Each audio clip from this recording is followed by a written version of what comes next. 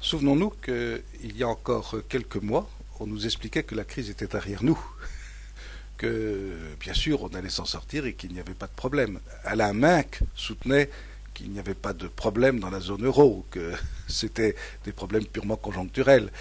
Il faut se souvenir de tout cela. Il faut se souvenir que Madame Lagarde, qui est maintenant la directrice du FMI, lorsqu'elle était au ministère de l'économie et des finances en France et qu'elle devait répondre aux questions en janvier ou février 2011, aux questions au gouvernement et que posaient quelques députés qui demandaient pourquoi la France versait 2-3 milliards en ce mois de février pour la Grèce, qu'elle répondait c'est la tranche, c'est la part de la tranche que la France s'est engagée à verser. Et alors, était-ce utile?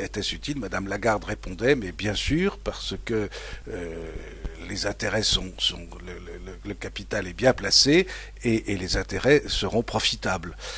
Il faut s'en souvenir. Nous avons été dirigés par une classe de gens, aussi bien politique que financière et que économique, une classe de gens qui se sont trompés, complètement trompés depuis plus de 10 ans, depuis plusieurs décennies même. Et ces gens-là prétendraient encore nous gouverner?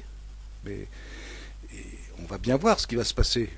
François Hollande qui récite ses cours de l'ENA des années 70 et qui s'imagine que l'Europe fonctionne comme à l'époque où les professeurs lui expliquaient qu'elle fonctionnait, il va s'apercevoir que ça ne fonctionne pas du tout de cette façon-là et que maintenant il va falloir rentrer dans le vif du sujet, comme on dit maintenant. La gravité des événements est telle que personne n'imagine ce que ça sera déjà dans 3 mois, dans 2 mois. La Grèce vient de voter.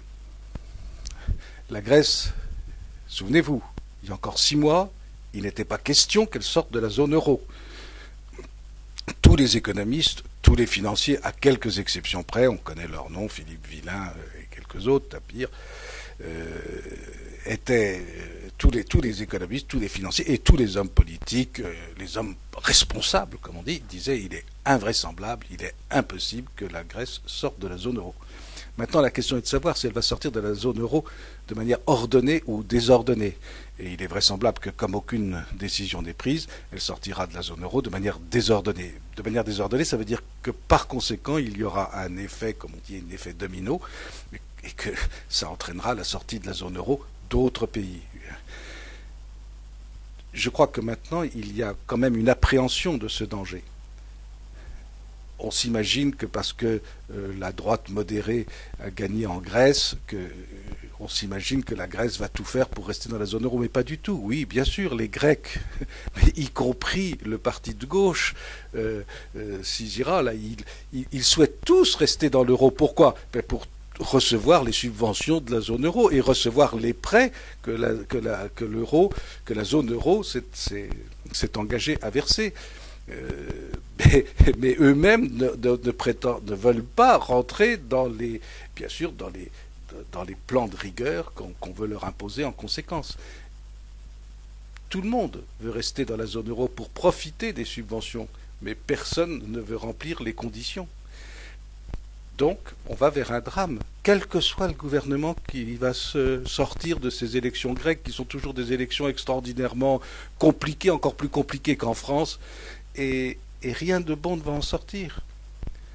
Dès que la Grèce sera sortie de la zone euro, ou que la Grèce va se trouver en cessation de paiement, parce que c'est ce qui va se passer, je ne pense pas que Bruxelles continuera à apporter des milliards à Athènes, et par conséquent, tout le monde sait qu'ils n'ont plus de réserve de trésorerie, et donc la Grèce sera en cessation de paiement. Le jour où la Grèce est en cessation de paiement, il y a toute une série de conséquences qui vont s'enclencher, et en particulier les banques européennes vont être frappées de plein fouet. Il faut se souvenir que la BCE, ce qu'on appelle les actifs de la BCE, ne sont composés que d'actifs toxiques, c'est-à-dire c'est des obligations grecques, c'est des obligations espagnoles, c'est des obligations portugaises, c'est des obligations irlandaises. Et Mario Draghi est extrêmement inquiet, il a raison de l'être, car il ne voit pas de possibilité d'avenir. Pendant ce temps-là, eh bien, François Hollande fait un tour du monde. Bon, très bien, il a fait son tour du monde, il va le continuer, il va aller au G20, au Mexique, très bien. Ensuite, il va aller parler d'écologie au sommet de Rio. Puis il va revenir. Il y aura un premier sommet informel européen dans à peine 6 jours. Et ensuite, le 28 et le 29 juin, le grand sommet européen. Et Hollande agit de telle façon qu'il s'imagine, toujours selon ses schémas à lui, qu'il suffit de mettre en minorité Merkel au sein du Conseil européen pour que ses propositions l'emportent. Et que par conséquent, Merkel, mise en minorité par l'ensemble des pays débiteurs, acceptera que les Allemands payent pour les autres et on va mutualiser les dettes. Mais ça ne marchera pas parce que, contrairement à ce qu'a dit Hérault l'autre jour, l'ensemble des Allemands, y compris le SPD, l'ensemble des Allemands ne veulent pas payer pour les autres. Ça se comprend très très bien. Qu'est-ce que c'est que cette manière de faire? On mutualise les dettes, c'est-à-dire que y a des gens qui ont mené une politique raisonnable et puis d'autres qui ont mené une politique déraisonnable. Enfin, c'est la fable de La Fontaine, de la fourmi et de la cigale. Mais non, la fourmi ne paiera pas pour la cigale. Ce sont des évidences. Et ça va aboutir à un affrontement.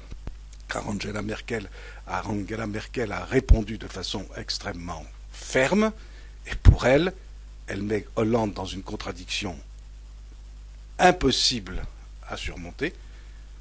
Ou bien vous rentrez dans l'Europe telle que nous la concevons, et c'est une Europe germanique, éventuellement fédérale, mais la première des réalités fédérales, ce sera la fédération bancaire et la fédération budgétaire, et à ce moment-là, c'est nous qui la dominerons, et c'est nous qui lui donnerons les règles, ou bien vous quittez la zone euro.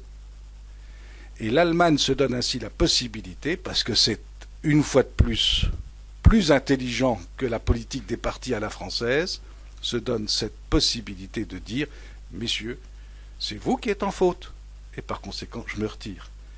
Toute l'astuce des Allemands, que ce soit Angela Merkel ou que ce soit le SPD, peu importe, tous, il n'y a qu'à lire le livre de Théo Sarrazin, il n'y a qu'à voir les réactions des anciens banquiers Stark et Weber. Tous ne pensent qu'à une chose, c'est à retrouver la solidité du mark. Et les Allemands sont dans cette optique.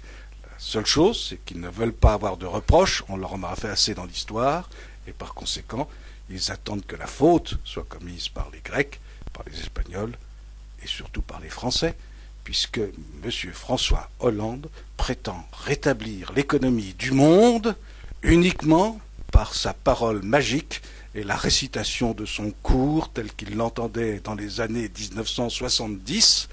Il suffit d'augmenter les salaires pour voir augmenter la demande et par conséquent susciter l'offre.